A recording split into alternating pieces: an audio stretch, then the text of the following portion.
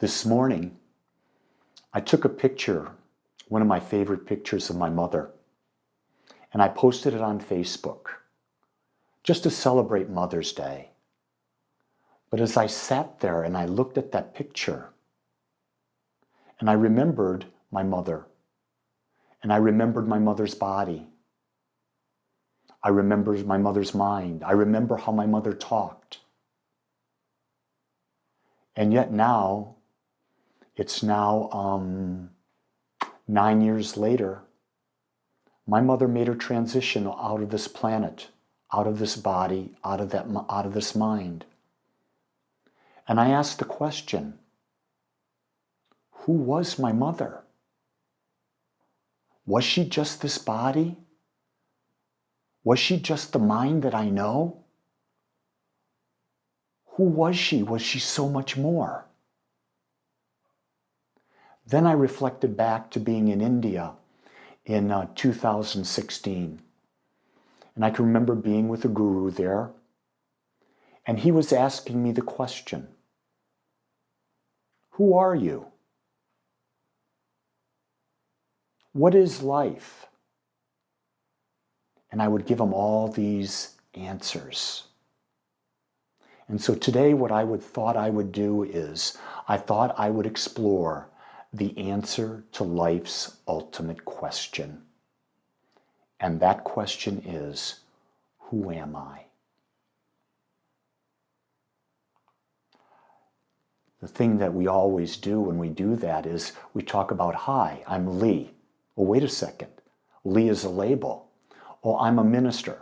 Oh, that's a label. Oh, I'm married. That's a label. I'm a father. That's a label. I'm a grandfather. That's a label. All of those things have nothing to do with the grandiose. Who am I? Those are things that I do. And so when I go into that idea and I say, who am I? Then I've got to go and I've got to say, so what's your proof? What proof do you have that you are what you say you are? And what proof do you have that you are something that's not a label, that's not a belief, that's not a concept? So we'll start here. Are we our body? That's a great place to start because we all have one. At least the people who are going to be listening to this have a body, or the people we think are listening to this. There could be aliens. There could be people in another dimension listening for all I know. I don't know. So what is our body? Here's what I've come up with so far. Our body is molded energy. Because that's all we are. We are energy expressing. So it's molded energy, molded in the image that you see in front of you. Our body is our universe. This is a universe. It's got 50 to 100 trillion cells in it. It is a universe, this body temple. It's the vessel that we use to experience life. That's our body. You know, it's molded energy. It's a vessel. It's our universe. But is that who I am? Or do I have a body? What happens when my body dies? If I'm not my body, then I just go away. But there's more to that in that. At least I believe there's more to that in that. So let's go a little bit further. Let's go, are we our minds? Is our mind the thing that we are? So what is our mind? Our mind is basically energy. Because what are thoughts? Thoughts are simply energy expressions. What are groups of thoughts? Energy expressions. What does the mind have? The mind has memories. It stores the things that have happened to us in the past. Our mind is what? It's that which analyzes. I call it the analyzer. It's also the judge. It's that which discerns what is right for us at this time based on thoughts, memories, the analyzation that's happening with this. And based on all that, the mind takes all of this, creates a belief structure, and this belief structure is then created in our experience. But is the mind creating that? If we get rid of the body and the mind, then what is left?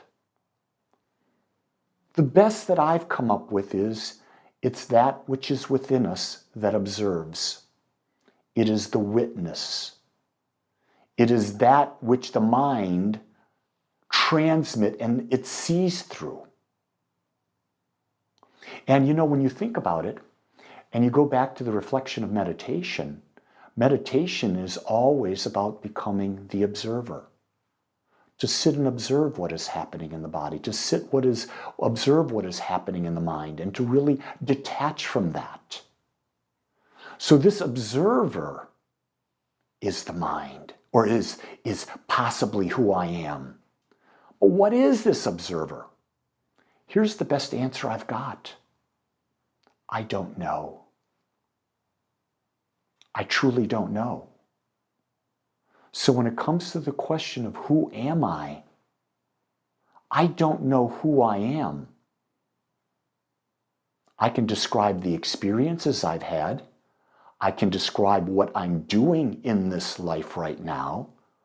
But to be able to describe and know who I am, I don't have words for that because I don't know that there are words that can describe it.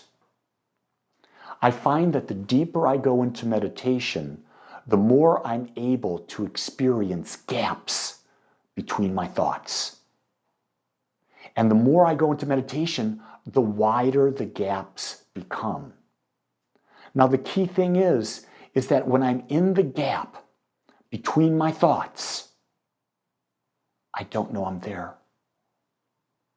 But I know there are gaps because I go into meditation and I get into the stillness and I release the mind. I release my attachment to the body. And then I find there's nothing. And I don't know that I'm even in that deep state until I'm out of it and I don't know how to describe where I've been. But I know I've been somewhere and I know I feel different as a result of being there. See, I'm coming to understand, for me, that it is in the gaps that my true self exists. And because there's nothing in the gaps, nothing, no thing, nothing, no mind, I can't describe what is there.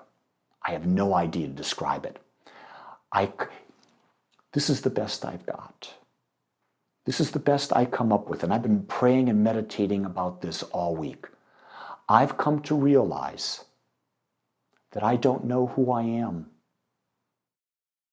Just know that I am. That's all I know. I am. What that is, it's beyond me. Whatever I put after I am becomes a label, becomes a thought, becomes an experience. But that I am is not changed. The best example I can give you of this is that let's assume that the body is the waves on the ocean.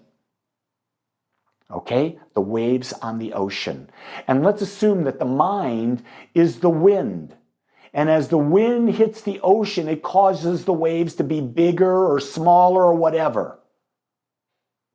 But the I am is the depths of the ocean, where there is no movement. There is no experience. It's just perfectly still. So if you're a boat and you're on top of the ocean, the waves and the wind are going to have an impact on you. But if you leave the boat and you dive down into the ocean, let's say you've got a scuba tank down and you dive down into the ocean, all of the experience that exists on the top of the water, it's gone. In fact, you're in a perfect state of peace. So what I see life as, the I am as, it's that which I'm in the ocean and I've lost touch with everything else. I feel supported, balanced. I feel absolutely magnificent. That aspect of me is the I am. And the I am can choose to leave the ocean and come back to the surface, get in the boat, and experience the wind, what the mind wants to create. So I come back to where I started. Who am I? I don't know. Other than I am. I want to thank you for joining us today. I'm so grateful that you took your time to watch or listen to this message. If you found this message beneficial, I would ask that you go to our website, agapecsl.com. Once there, click on the donate button and experience the joy of conscious and purposeful giving. Or if you would like, text your gift by simply dialing 972-532-6976. It is through your gifts that we are able to bring this message to you in the world. I would ask that if you like this message, to please subscribe to my YouTube channel under my name, Lee Wallach. Again, I want to thank you for joining me in the Agape community as we learn how to better self-love through conscious living.